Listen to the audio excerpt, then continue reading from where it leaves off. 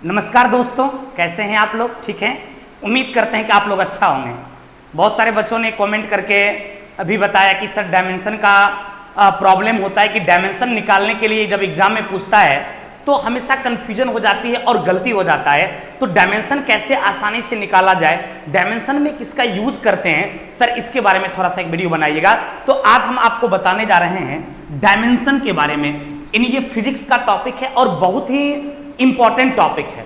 आप कोई भी कंपटीशन का एग्जाम देते होंगे तो उसमें एक क्वेश्चन फिक्स है कि यूनिट एंड डायमेंशन से रहता है, और खास करके जब डायमेंशन पूछ देता है तो डायमेंशन में चूंकि एक कॉमन सा ही बात यूज होता है एम, एल और टी, और बच्चे हमेशा कंफ्यूज करते रहते हैं कि उसी में किसी में स्क्वायर, किसी में क्यूब, किसी में माइनस, किसी में प्लस। तो कैसे यह आसानी से ठीक होगा, इसके लिए आप हमको मुश्किल से 5 से 10 मिनट का समय दीजिए और यकीन मानिए कि पूरी डायमेंशन निकालना आपके लिए इतना आसान हो जाएगा कि फिर कभी जीवन में नहीं भूलिएगा।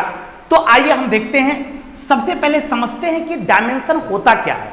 डायमेंशन का मतलब बाबू होता है कि कोई भी फिजिकल क्वांटिटी है, एनीबॉडी, कोई भी आपका फिजिकल क्वांटिटी है, किसी भी फिजिकल क्वांटिटी को जब संकेत के रूप में लिखा जाता है, सिंबॉलिक तौर पर लिखा जाता है, तो किसी भी फिजिकल क्वांटिटी को सिंबल में लिखा जाना ही उसका डायमेंशनल फॉर्मूला कहलाता है, उसका बीमीय सूत्र कहलाता है। इसके लिए क्या है कि बस 2 मिनट में आपको कुछ जो बेसिक यूनिट्स है, जिसको फंडामेंटल यूनिट्स आप कहते हैं, वो हम लोग देख लेते हैं, और बेसिक यूनिट्स के साथ साथ उसके क्या डायमेंशन होंगे वो भी देख लेंगे।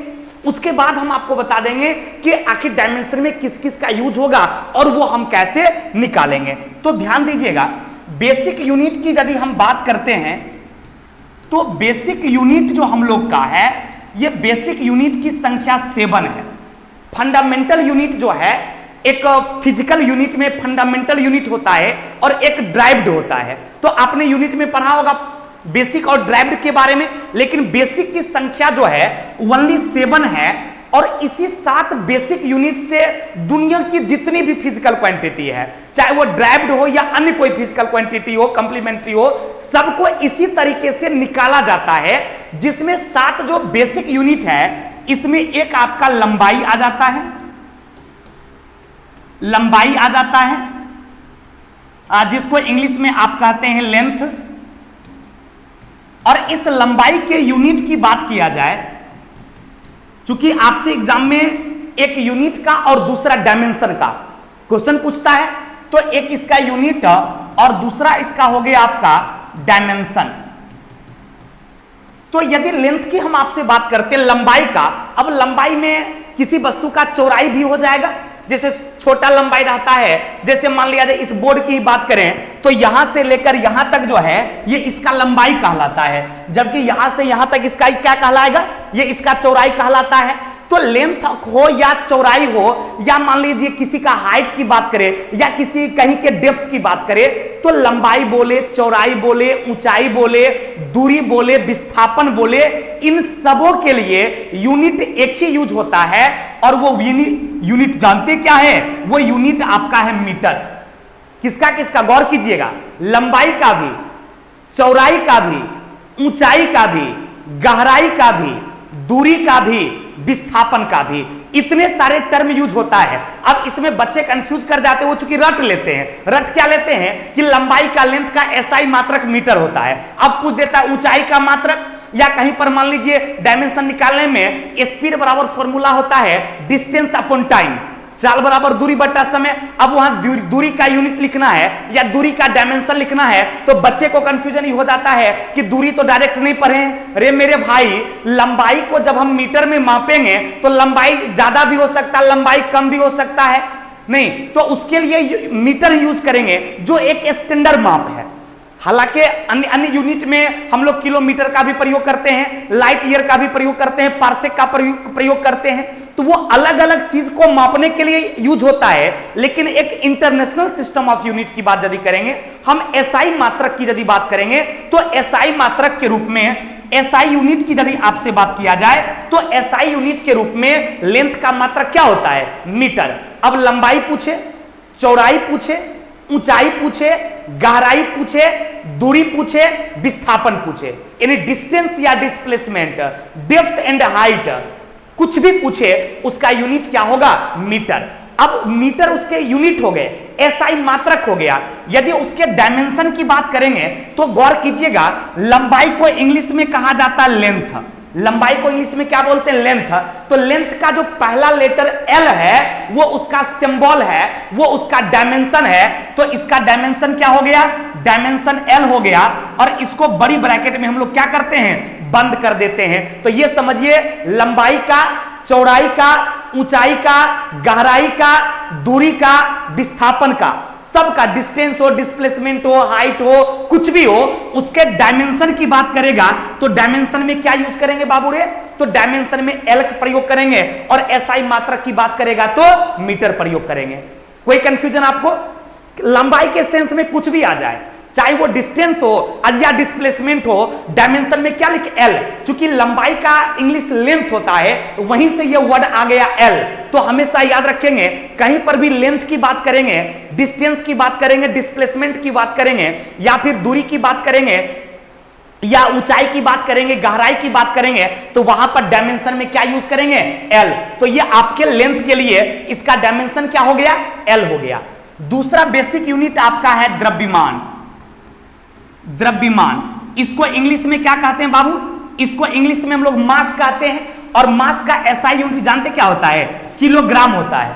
मास का एसआई मात्रा क्या होता है? किलोग्राम होता है। अब यहां देखिएगा कि मास का पहला लेटर एम है, तो इसको डायमेंशन में जब लिखना होगा तो सिर्फ हम लोग कैपिटल एम यूज करते हैं, क्योंकि डायमेंशन का मतलब बताए थे कि कोई भी फिजिकल क्वांटिटी को सिंबल के रूप में प्रकट करना, मतलब क्या? संकेत के रूप में लिखना। तो किसी को, जैसे हम कैसे राहुल सवर्णा को शॉर्ट में आरएस लिख सकते हैं, मोहन कुमार को एम के लिखते हैं, मोहन सिंह को एम सिंह लिखते हैं, शॉर्ट में लिखते हैं। तो उसी तरह से मास के लिए हम लोग एम पकड़ लेते हैं और इसका डायमेंशन क्या हो गया? एम। लेंथ के लिए क्या हो गया? एल। तीसरा आपका बेसिक यूनिट टाइम है, यानी जिसको आप समय कहते हैं। तो ये जो आपका टाइम है, इसका एसआई मात्रक की बात करेगा तो इसका एसआई मात्रक क्या होता है? सेकंड होता है। लेकिन इसके यदि डायमेंशन की बात करेंगे तो चूंकि समय को इंग्लिश में टाइम कहते हैं, तो सिंबल के रूप में क्या लिखेंगे? टी। तो कभी भी आप गौर कीजिएगा, कितना भी बड़ा कोई यूनिट हो, चाहे वो ड्राइव्ड क्वांटिटी हो या फंडामेंटल फिजिकल क्वांटिटी हो, यदि उसका डायमेंशन पूछे तो ये तीन ही चीज यूज होता है हमेशा, एल एम टी। क्या यूज होता है डायमेंशन में? आपको गौर करना, L M T, L M T, L M T. L किसके लिए? तो लेंथ के लिए। एम किसके लिए? मास के लिए।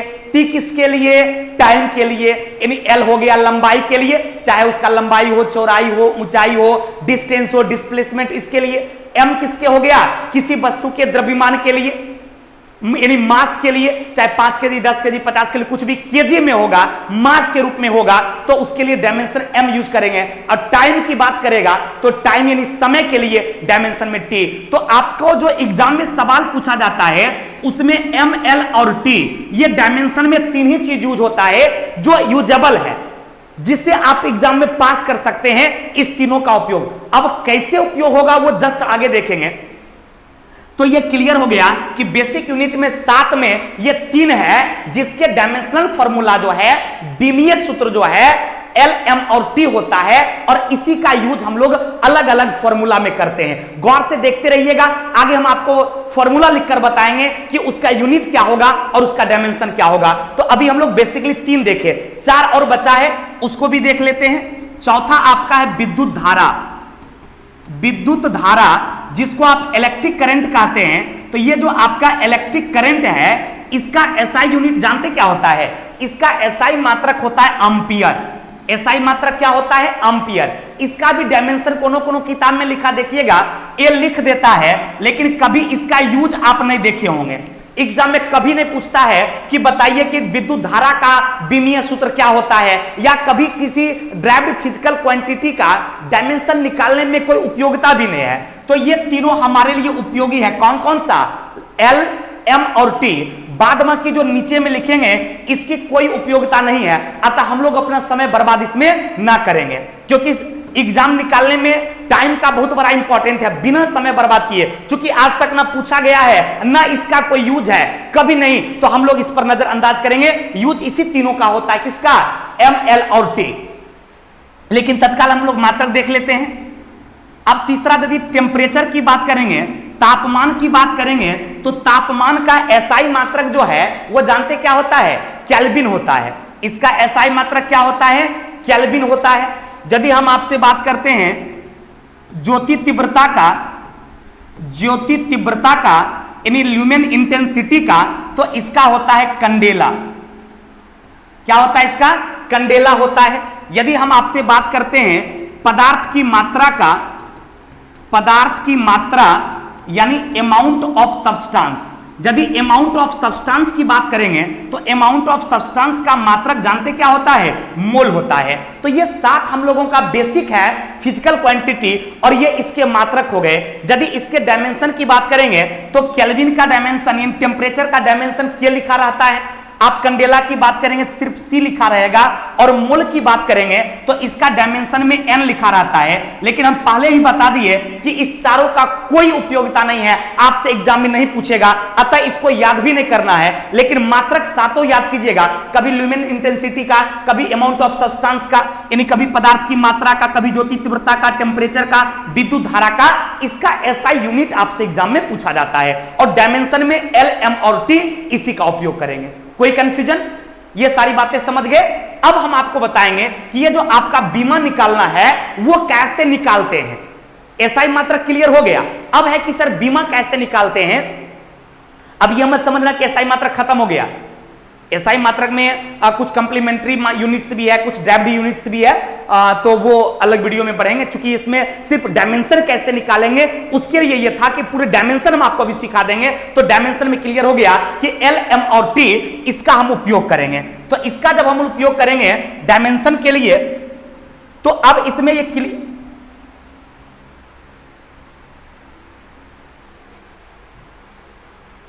तो ये क्लियर था कि डायमेंशन में जब हम इसका प्रयोग करेंगे, ये बार बार आ जा रहा है, अच्छा मिटाना पड़ेगा ना। चलिए, यदि हम डायमेंशन में इसका प्रयोग करने की बात आपसे करते हैं कि अब है कि सर डायमेंशन लिखेंगे कैसे, तो सपोज कीजिए आपसे एग्जाम में दूरी का डायमेंशन पूछा। मान लिया जाए आपसे एग्जाम में पूछा कि बताइए दूरी का डायमेंशन क्या होगा, तो सबसे पहले आपको पता है कि दूरी हो या डिस्प्लेसमेंट हो, विस्थापन हो, एसआई मात्रक इसका क्या होगा, तो इसका एसआई मात्रक मीटर होगा। और डायमेंशन की बात करेगा तो क्या हो जाएगा? डायमेंशन इसका एल हो जाएगा। क्यों एल हो जाएगा? क्योंकि दूरी एक प्रकार का लेंथ है, लंबाई है, तो इसलिए इसका मात्रक क्या लिखेंगे? एल। हमेशा याद रखिएगा, लंबाई के लिए एल, द्रव्यमान के लिए एम और टाइम के लिए टी। हमेशा इस चीज को कॉमन चीज है, इसको याद रखना है। लंबाई की बात करेगा तो इसका डायमेंशन एल, द्रव्यमान यानी मास की बात करेगा तो इसका एम, और समय की बात करेगा तो इसका हो जाएगा टी। लंबाई का एल, द्रव्यमान का एम और समय का टी। इस तरह से कोई भी टॉपिक में आपको दिक्कत होता है, जो टॉपिक आपको टफ लगता है, तो हमारा ये व्हाट्सएप नंबर है 78709617 और 25। आप इस पर व्हाट्सएप पे मैसेज कर सकते हैं कि सर इस टॉपिक का अगला वीडियो बनाएगा, तो हम लोग लगातार आपके साथ बने रहेंगे। बस आपसे सिर्फ मेरा रिक्वेस्ट है कि हमारा जो ये राहुल सावरना जीएस चैनल है, इसको आप मैक्सिमम थोड़ा सा अपने दोस्तों के भी शेयर कीजिए, ताकि हम उन बच्चों तक पहुंच पाए जो बच्चे पैसे के अभाव में पटना में आकर हमारे पास पढ़ नहीं पाते हैं, या पटना नहीं आ पाते, गांव में रहकर वो तैयारी करना चाहते हैं। तो एक प्रॉपर वे में हम उनको टॉपिक वाइज समझाकर उनके तैयारी को एक अंजाम देंगे, ताकि वो नौकरी कर सके। तो आपसे मेरा सिर्फ इतना निवेदन है कि आप हमारे चैनल को सब्सक्राइब कीजिए और अपने दोस्तों के भी शेयर कीजिए, ताकि हम वहां तक पहुंच पाए जहां तक हम जाना चाहते हैं। क्योंकि हम आपको बताए थे कि हम समाज की अंतिम पंक्ति में पहुंचना चाहते हैं, जहां के बच्चे यहां नहीं। क्योंकि हम एक गरीब आदमी है, चला हम समझते हैं गरीबी बहुत अच्छी तरीका से। मैंने गरीबी की अपने नजरों से देखा है, और अभी भी उम्र नहीं पाए उससे। तो हमको पता है चला कितने लोगों को कष्ट होता है पढ़ाई करने में, कितना टफ है पटना या कोई बाहर बड़े शहर में जाकर पढ़ना। तो इसलिए हमें उन बच्चों तक पहुंचाइए जिसको हम गाइड कर सकें। और किस टॉपिक में आपको दिक्कत है तो इस पर आप कमेंट जरूर कीजिए। क्लियर? तो ये क्लियर हो गया कि लंबाई, द्रव्यमान और टाइम, इसके लिए लंबाई के लिए L, द्रव्यमान के लिए M और टाइम के लिए क्या लिखेंगे? T लिखेंगे। कोई कंफ्यूजन? हम आपसे उम्मीद करेंगे ये चीज आपको याद हो गया होगा। अब यदि दूरी का डायमेंशन पूछा तो क्या लिख दिए? L लिख दिए। यदि आपसे क्वेश्चन पूछता है विस्थापन का डायमेंशन, एकदम छोटा छोटा से हम लोग स्टार्ट करते हैं। तो डिस्प्लेसमेंट के बारे में आपको पता है कि दो पॉइंट्स के सबसे शॉर्टेस्ट डिस्टेंस जो होता है, इन दो बिंदु के बीच की सबसे न्यूनतम दूरी जो होती है, उस न्यूनतम दूरी को ही हम लोग डिस्प्लेसमेंट बोलते हैं। शॉर्टेस्ट डिस्टेंस को डिस्प्लेसमेंट बोलते हैं। तो डिस्प्लेसमेंट का भी यूनिट की बात करेंगे, ये सारे चीज के यूनिट की बात करेंगे तो मीटर होगा। और यदि इसके डायमेंशन की बात करेंगे तो इसका भी डायमेंशन क्या हो जाएगा? इसका भी डायमेंशन L हो जाएगा, चाहे डिस्टेंस का पूछे या डिस्प्लेसमेंट। यदि मान लिया जाए, एकदम इसको गौर से देखिएगा, एकदम अगले 2-3 मिनट में आप किसी का भी डायमेंशन इजी से लिख सकते हैं। डिस्टेंस का लिख दिए L डायमेंशन और डिस्प्लेसमेंट का भी L लिख दिए। यदि मान लीजिए आपको कहता है कि बताइए आप क्षेत्रफल का डायमेंशन क्या लिखिएगा, तो क्षेत्रफल के बारे में आपने मैथ्स में भी पढ़ा होगा कि क्षेत्रफल का मतलब होता है लेंथ इनटू ब्रेथ, यानी लंबाई गुना चौड़ाई। तो जब क्षेत्रफल बराबर लंबाई गुना चौड़ाई होता है तो इस सोचने वाला बात है कि लंबाई का भी मात्रक मीटर और चौड़ाई का भी मात्रक क्या होता है? मीटर। तब मीटर गुना मीटर क्या? Metre square. मीटर गुने मीटर हो गया मीटर स्क्वायर। तो क्या बताइए इसका आप डायमेंशन नहीं बता सकते हैं? तो डायमेंशन इसका क्या हो जाएगा? मीटर के लिए L का प्रयोग करेंगे, स्क्वायर है तो स्क्वायर देंगे, अर्थात क्षेत्रफल का डायमेंशन क्या हो गया? क्षेत्रफल का डायमेंशन हो गया L स्क्वायर। बोले तेरे तुरंत आपको आ जाएगा, सीख गए कि क्षेत्रफल का पूछेगा तो लंबाई गुना चौड़ाई सूत्र होता है, तो इसका मात्रक हो गया मीटर स्क्वायर। अब मीटर के लिए L लिखेंगे तो ये हो जाएगा L स्क्वायर। क्लियर? कोई कंफ्यूजन? चलिए इसी तरह से हम आपसे बात करते हैं, इस तरीके से यदि हम आपसे बात करते हैं अगले पॉइंट्स का, तो ये क्लियर हो गया कि यदि आपसे आयतन का पूछे, मान लिया जाए आपसे पूछे कि आयतन का डायमेंशन क्या होगा, यानी वॉल्यूम का डायमेंशन क्या होगा, तो वॉल्यूम के बारे में आपको पता है कि लंबाई गुना चौड़ाई गुना ऊंचाई, यानी लंबाई चौड़ाई और ऊंचाई के गुणनफल को क्या कहते हैं? आयतन कहते हैं। आप लोग मैथ्स में निकालते हैं लंबाई गुना चौड़ाई गुना ऊंचाई, यानी length into breadth into height. तो इसमें क्या है कि इसका हो जाएगा मीटर गुने मीटर। तो ये क्या हो गया? मीटर क्यू हो गया। तो ये जब मीटर क्यू हो गया तो क्लियर है कि जब ये मीटर क्यू हो गया तो इसका डायमेंशन क्या होगा? मीटर के लिए L और ऊपर में 3 है तो दे देंगे 3, यानी क्या हो जाएगा? LQ। ये किसका डायमेंशन हो गया मेरे दोस्त? तो ये डायमेंशन हो गया आयतन का, यानी वॉल्यूम का। क्लियर?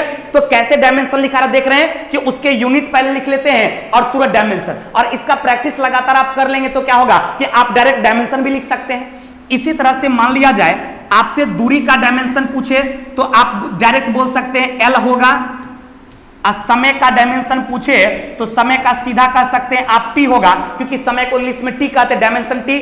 अब यदि आपसे चाल का पूछा जाए, एग्जाम में पूछता है कि स्पीड का विमीय सूत्र क्या होगा, यानी चाल का विमीय सूत्र क्या होगा, तो चाल का सबसे पहले आपको फॉर्मूला याद होना चाहिए। तो चाल बराबर होता है दूरी बट्टा समय।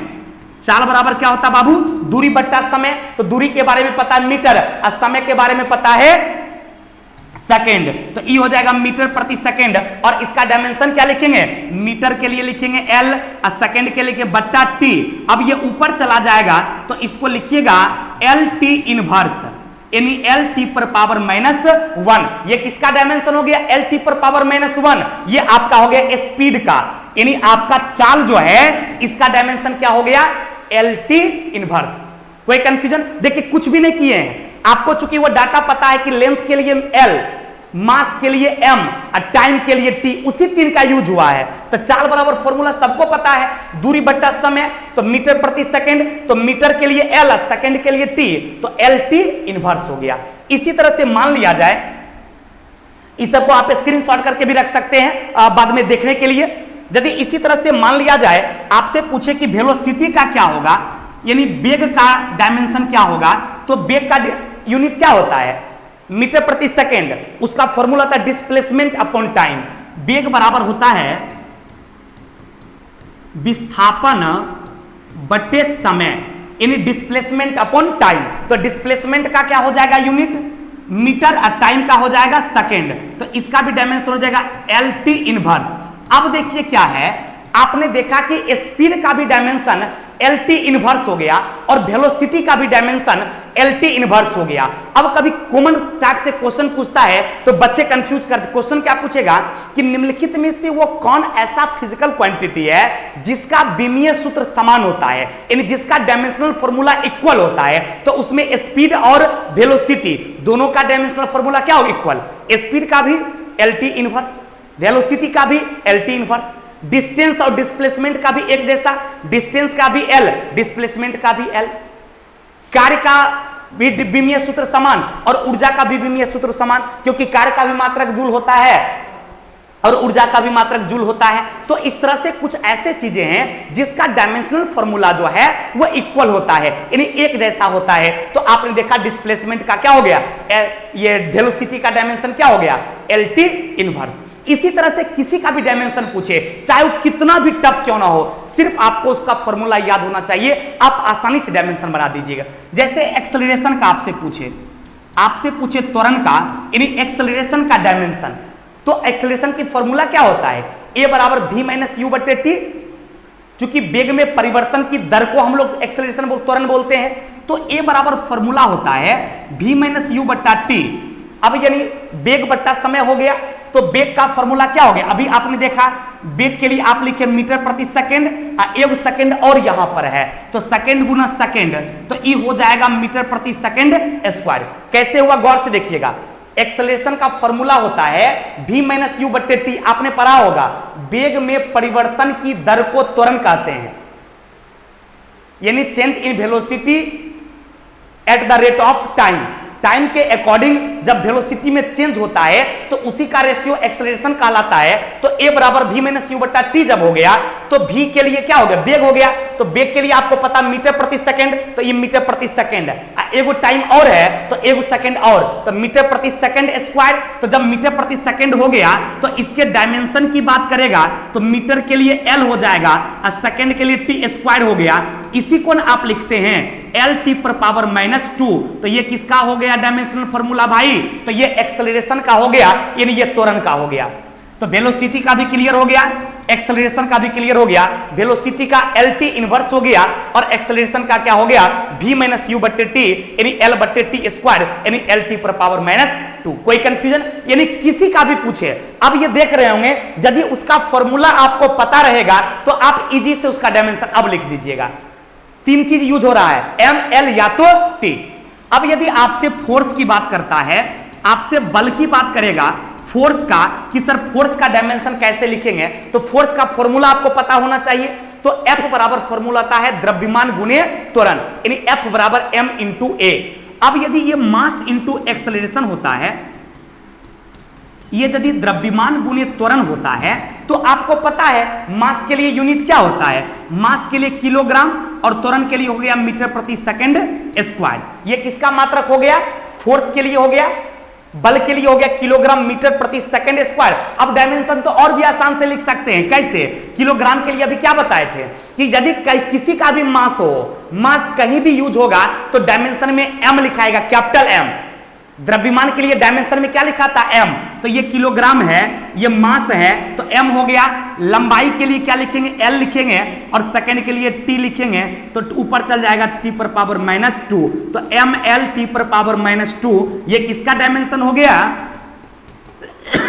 तो ये डायमेंशन हो गया किसका,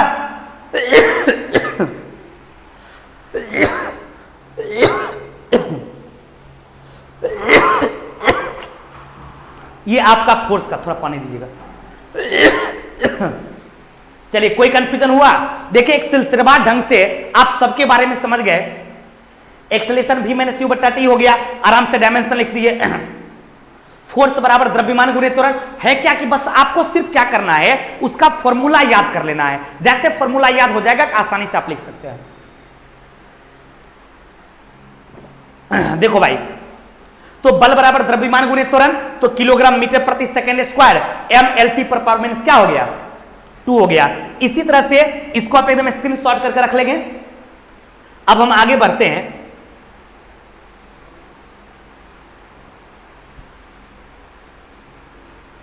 अब देखिए क्या है कि अब यदि आपसे पूछे जाए कि आवेग का क्या होगा, आवेग को इंग्लिश में इंपल्स कहा जाता है। आवेग को इंग्लिश में क्या बोलते हैं बाबू? तो आवेग को हम लोग इंग्लिश में इंपल्स बोलते हैं, और इंपल्स बराबर होता है बल गुने समय। इंपल्स बराबर क्या होता है भाई? इंपल्स बराबर होता है बल गुने समय। अब गौर कीजिएगा, अभी आप बल का डायमेंशन लिखे थे, बल का यूनिट क्या लिखे थे? तो बल का लिखे थे किलोग्राम मीटर प्रति सेकंड स्क्वायर लिखे थे ना। अब यहां देखिए समय का मात्रक क्या होता है? समय का मात्रक सेकंड होता है, तो एक सेकंड यहां से कट नहीं जाएगा, बिल्कुल कट जाएगा। ये तो नॉर्मली मैथमेटिकली चीज है, गौर कीजिए। आवेग बराबर होगा बल गुने समय, तो बल का मात्रक किलोग्राम मीटर प्रति सेकंड स्क्वायर और समय का सेकंड, तो एक सेकंड कट गया, तो बच गया आपके पास क्या? किलोग्राम मीटर प्रति सेकंड बच गया। तो अब तो इसका डायमेंशन आप आसानी से लिख सकते हैं। किलोग्राम के लिए क्या लिखिएगा? m, मीटर के लिए लिखिएगा l, और समय के लिए t, तो t इनवर्स हो जाएगा, यानी ml t इनवर्स। ये किसका यूनिट हो गया? तो ये यूनिट हो गया किसका? आवेग का, यानी इंपल्स का। आवेग का फॉर्मूला क्या होता है? तो बल इंटू समय, किलोग्राम मीटर प्रति सेकंड स्क्वायर गुने सेकंड कट गया, तो किलोग्राम मीटर प्रति सेकंड, यानी ml t इनवर्स। कोई कंफ्यूजन आपको? तो अब हम आपसे उम्मीद करेंगे कि अब आपसे किसी का भी डायमेंशन पूछेगा तो आप आसानी से बता देंगे, सिर्फ उसका फॉर्मूला आपको याद होना चाहिए, डायमेंशन निकालने के लिए आपको आ गया। इसी तरह से मान लिया जाए संवेग का आपसे पूछ दे। संवेग को इंग्लिश में मोमेंटम कहा जाता है और उसको पी से नोट किया जाता है। संवेग को इंग्लिश में मोमेंटम बोलते हैं और संवेग जो पी से नोट किया जाता है, और पी बराबर फॉर्मूला होता है mv बोले तो मास इंटू वेलोसिटी, यानी द्रव्यमान और वेग के गुणनफल को संवेग कहा जाता है। तो संवेग जब द्रव्यमान और वेग का गुणनफल है, तो एकदम गौर से देखिएगा कि जब संवेग द्रव्यमान और वेग का गुणनफल है, तो द्रव्यमान के बारे में आपको पता है कि द्रव्यमान का मात्रक क्या लिखते हैं? किलोग्राम, और वेग का मात्रक मीटर प्रति सेकंड। अभी जस्ट 2 मिनट पहले आपको बताए थे कि वेग का मात्रक मीटर प्रति सेकंड और द्रव्यमान का मात्रक क्या होता है? किलोग्राम। तो ये हो गया किलोग्राम मीटर प्रति सेकंड। अब तुरंत डायमेंशन इसका लिखा जाएगा। क्या लिखेंगे मेरे दोस्त इसका डायमेंशन? तो किलोग्राम के लिए लिख देंगे m, अब मीटर के लिए l, और सेकंड के लिए t। ऊपर चल जाएगा तो माइनस में, तो t हो जाएगा इनवर्स, यानी ml t इनवर्स किसका हो गया? आपको संवेग का भी, और ml t इनवर्स क्या हो गया? आवेग का भी। इसका मतलब है कि आवेग और संवेग दोनों का डायमेंशनल फॉर्मूला इक्वल होता है। जैसे चाल और वेग का देखे थे, दूरी और विस्थापन का देखे थे, उसी तरह से आवेग और संवेग, इस दोनों का भी विमीय सूत्र क्या होता है? तो एक जैसा होता है। इसका भी ml t इनवर्स हो गया और इसका भी ml t इनवर्स हो गया। कोई कंफ्यूजन किसी को? कहीं से भी आराम से सीख गए कैसे निकाले। बस एक लास्ट हम आपको बताते हैं। अब हम आपसे उम्मीद करेंगे कि आप इजी वे में इस पूरे डायमेंशन को लिख सकते हैं, क्योंकि इसमें तीनों चीज यूज हो रहा है। क्या क्या? mlt, लंबाई के लिए l, द्रव्यमान के लिए m, और टाइम के लिए t, और उसी को सिर्फ सजा देते हैं तो डायमेंशनल फॉर्मूला हो गया, सिर्फ संकेत में व्यक्त कर देते हैं। एक हम आपको बताते हैं, और आपको वो चीज क्या है भाई? तो वो आपका है, यदि आपसे कहा जाए, आपसे दाब के बारे में बोला जाए कि बताइए प्रेशर का डायमेंशनल फॉर्मूला क्या होगा, तो दाब का मतलब क्या होता है? बल बट्टे क्षेत्रफल। दाब बराबर क्या होता है? Force into area. तो जब दाब बराबर बल बट्टे क्षेत्रफल हो गया मेरे दोस्त, क्षेत्रफल हो गया, तो बल का तो मात्रक आपको पता है किलोग्राम मीटर प्रति सेकंड स्क्वायर, जो अभी तुरंत 2 मिनट पहले आपको बताए थे। तो ई हो गया आपका किलोग्राम मीटर प्रति सेकंड स्क्वायर बट्टा, और क्षेत्रफल क्या क्या होता है? क्षेत्रफल का होता है मीटर स्क्वायर। कोई कंफ्यूजन?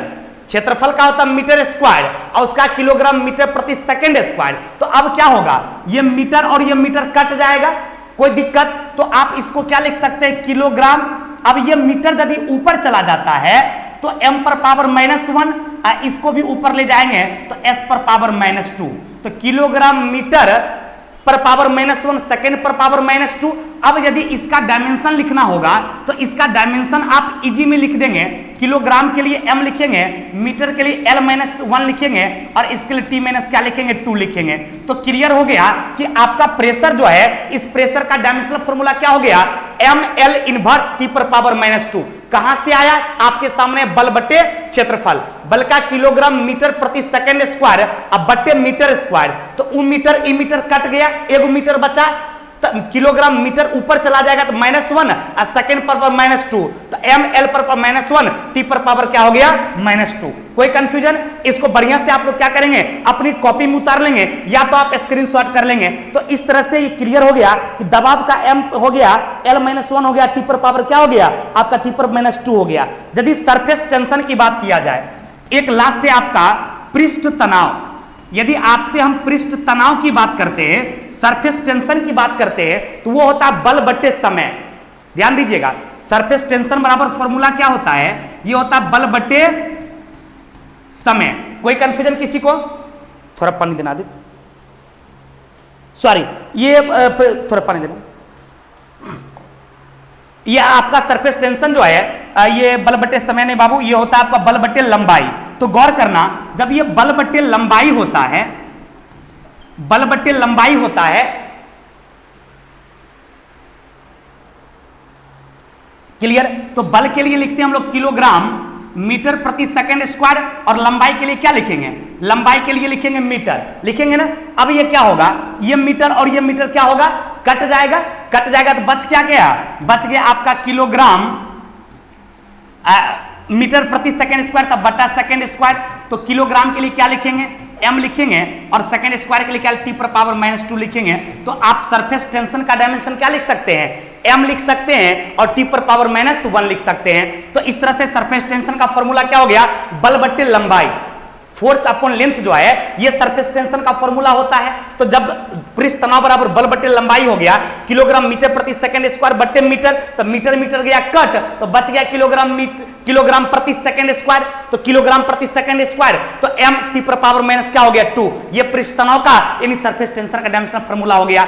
चलिए तो मेरे दोस्त आज आप ये देखिए क्लियर हो गया कि डायमेंशन कैसे हम लोग मात्र 5 से 10 मिनट में आप सीख गए कि डायमेंशन इस तरह से आप आसानी से लिख सकते हैं, और आपके हर एग्जाम का एक सवाल फिक्स है। यदि आपको ये सेशन अच्छा लगा होगा तो आप अपने दोस्तों के बीच में इस वीडियो को शेयर कीजिए, सब्सक्राइब कीजिए, ताकि हम उन बच्चों तक पहुंच पाए जहां तक हम जाना चाहते हैं। Thank you very much. अब हम लोग मिलते हैं अगले वीडियो में। Thank you.